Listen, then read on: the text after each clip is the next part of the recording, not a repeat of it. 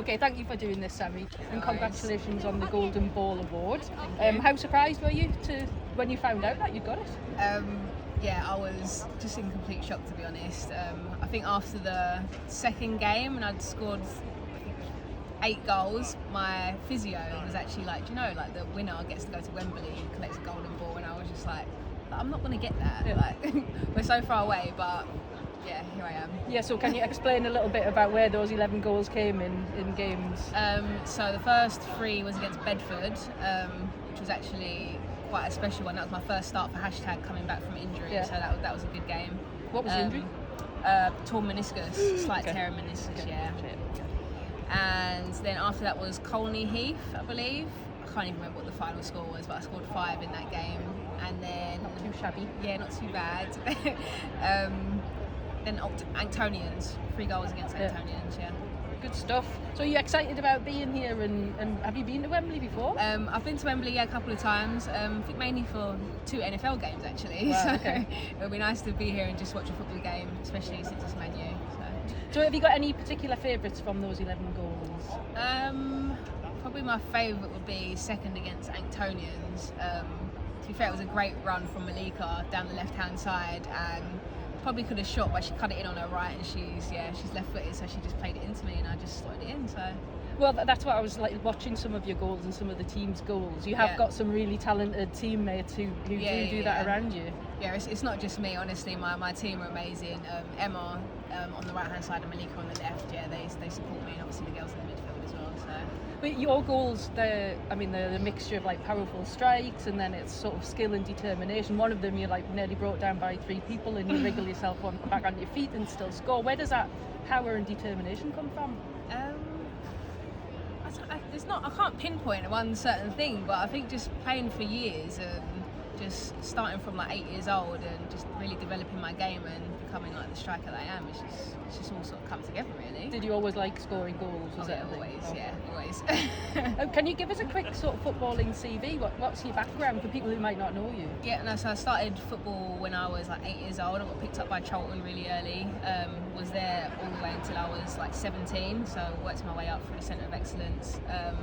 Then I went to West Ham for a year, and after that I actually went to America and on a scholarship.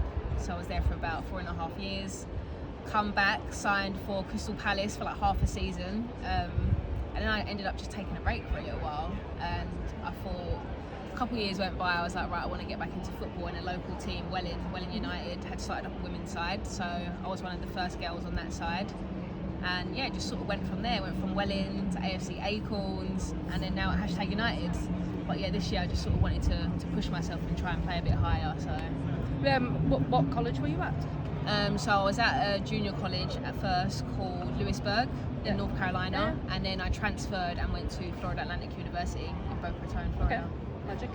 So winning the individual award is fantastic, and it's a great experience for you and well deserved. I guess winning the league was like the trophy that you all wanted, though. Yeah, winning the league for sure. That was the big one. You know, it's been such a long season, and yeah, we've been through a lot with the girls. So just to finally win the league with this team, yeah, it's felt really good. And what's it like playing for a club like hashtag United? It's very different. Like a lot of media, they have like the super fans from all over the world. Obviously, being like a YouTube side, essentially, we have fans from all over.